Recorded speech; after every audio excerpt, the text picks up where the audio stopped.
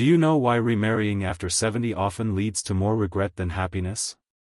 If you're over 70 and thinking about tying the knot again, this video might be the most important thing you watch today. At first, remarriage can seem like a second chance at happiness. But what if I told you that for many older adults, it becomes a source of stress, loss, and regret?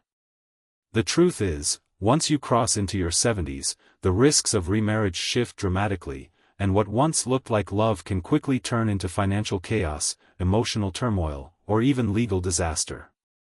This isn't about being negative or cynical. It's about being wise, prepared, and protecting the life you've worked so hard to build. Maybe someone's been pressuring you, or maybe you're just lonely and hoping for companionship. That's completely understandable.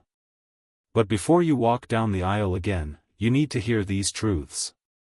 Truths that too many seniors discover when it's already too late.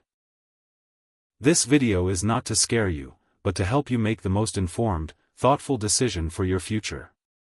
So, if you've ever wondered whether remarriage in your later years is a good idea, stay with me because the final reason may completely change the way you think about love, trust, and independence after 70. Number 1, financial vulnerability. At first glance, love in your 70s feels like a blessing, someone to talk to, eat dinner with, and share the quiet moments. But what many older adults don't realize is that remarriage at this age can unravel your financial safety net faster than you'd expect. You've spent decades building your nest egg, your pension, your savings, your home, and just one legal signature, one trip down the aisle, can put all of that at risk. Not because the person you're marrying has bad intentions, but because marriage by law binds your assets. And if that new spouse has debt, medical bills, or even children from a previous marriage with expectations, you're suddenly part of their financial world, whether you like it or not. Many seniors enter remarriage assuming they can just keep things separate. But that's not how the system always works. Once you remarry, your eligibility for certain retirement benefits, survivor benefits, or Medicaid programs can vanish. I've seen cases where a woman lost her deceased husband's Social Security benefits after remarrying, leaving her with less monthly income than she ever expected. And she didn't even realize that would happen until the check stopped coming. Then there's the question of inheritance. You might have adult children or even grandchildren you've planned to leave something behind for. But remarriage without proper legal planning can redirect those assets to your new spouse or their family. And even if you trust your new partner, relationships change, families clash, promises get broken, and before you know it, your legacy slips through your fingers. The psychological toll of this kind of financial loss is severe. Seniors who feel financially insecure often begin to feel powerless, anxious, and even ashamed. They may avoid telling their kids about their situation out of embarrassment, or worse, try to cover up the issue entirely. The independence they worked so hard to protect begins to crumble, and the marriage that was supposed to bring joy becomes a daily reminder of what they've lost. Take Ellen, for example. She was 74 when she remarried a kind man she met through a church group.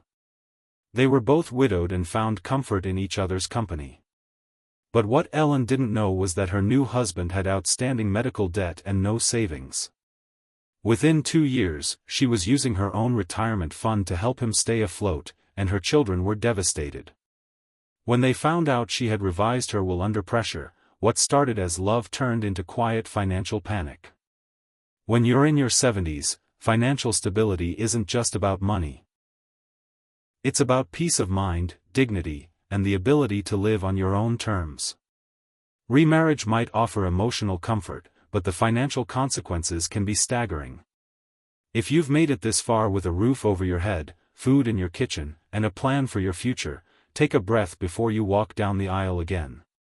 Your heart might say yes, but make sure your wallet isn't saying, please don't. Number 2, health responsibility overload. When you remarry after 70, you're not just sharing your heart, you're also signing up for someone else's health journey, whether you realize it or not. And at this stage of life, health isn't a side topic. It's front and center every single day. You've probably spent your whole life caring for others, your children, your spouse, maybe even aging parents. Now, just when you're finally ready to rest and focus on your own well-being, remarriage can pull you right back into caregiver mode. Let's be honest.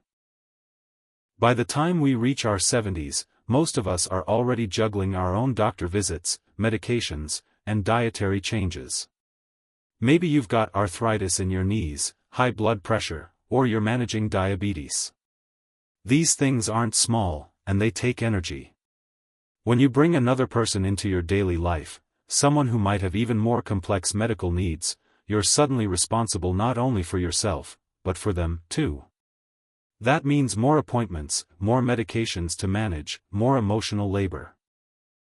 Let's start with inheritance.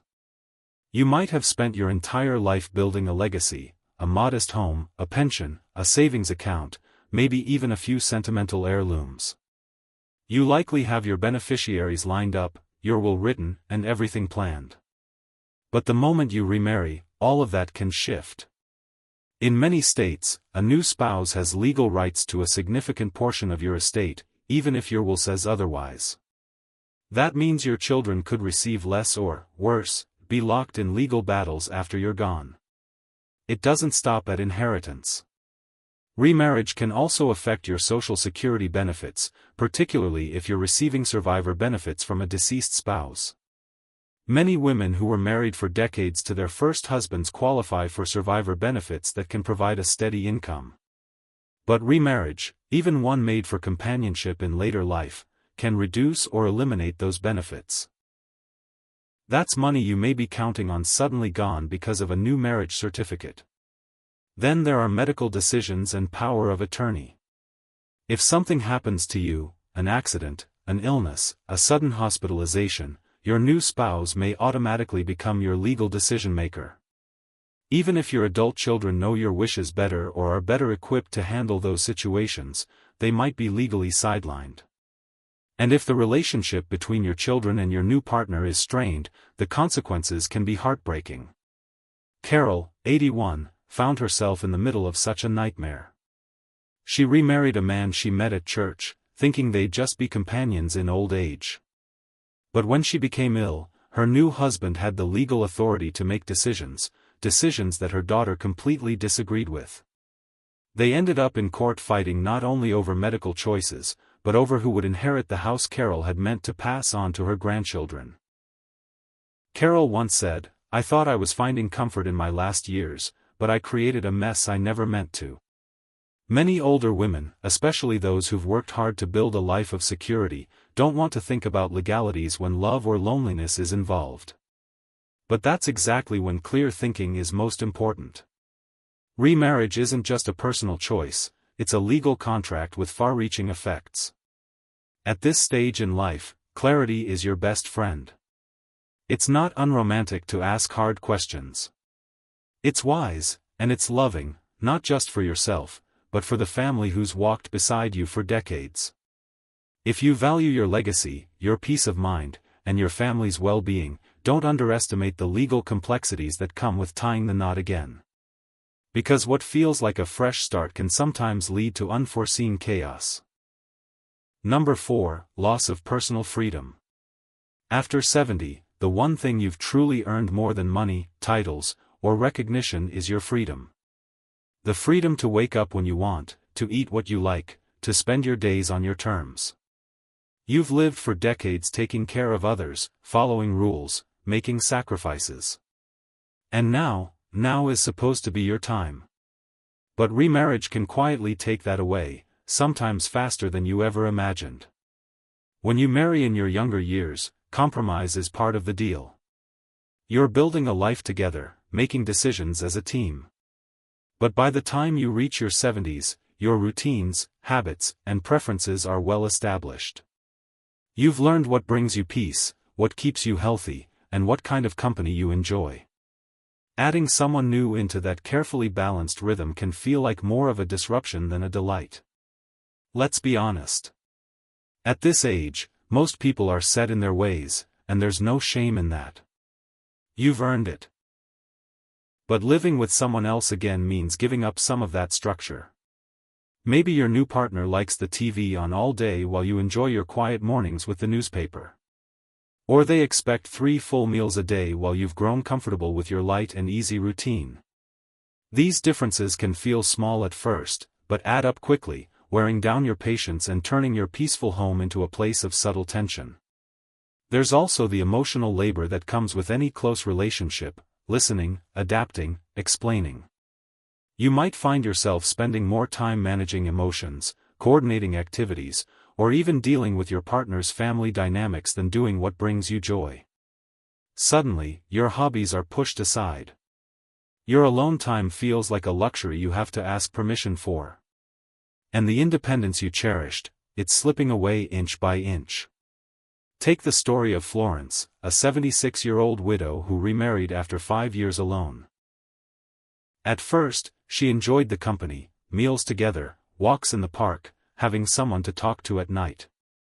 But as the months went on, she realized she'd given up her quiet mornings, her solo vacations, and even her control over the thermostat.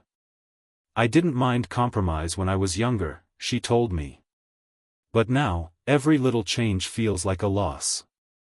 This doesn't mean companionship is bad or that love disappears with age. But it does mean you have to ask yourself, are you truly ready to shift from freedom back to shared decision-making? Because at this stage, peace and personal space can be more valuable than partnership. Some might say that love requires sacrifice, and maybe it does. But in your 70s and beyond, you've already done plenty of sacrificing. You deserve relationships that honor your pace, your comfort, and your freedom, not ones that demand you give it all up again. If you're still watching this video and finding these insights valuable, please comment number 4 below to let me know you're here. And if you haven't subscribed yet, I recommend you subscribe and turn on the bell so you don't miss any videos. Your support helps us continue creating good content to inform and inspire you. Now what? Let's move forward. Number 5, financial entanglement. Remarrying after 70 might bring emotional companionship, but financially it often opens a door to unexpected stress, confusion, and long-term vulnerability. When you're in your 30s or 40s, joining your life, and your finances, with someone else can make sense. You build together, save together, and plan for a future that's still far ahead. But in your 70s, the game has changed. You're no longer building, you're protecting what you've worked your whole life to earn. And remarriage can quietly undo decades of that work. Let's get one thing straight. Money in later life isn't just about numbers in a bank account. It represents your security, your independence, your choices. And when you remarry, your financial world doesn't just grow, it merges. That means your assets, your social security benefits, your pensions, and even your debts may become shared, depending on how the marriage is legally structured. And unless every single detail is planned out in writing beforehand, it's easy to lose control of it all. Here's where it gets tricky. Let's say your new spouse has children from a previous marriage. What happens to your money if something happens to you?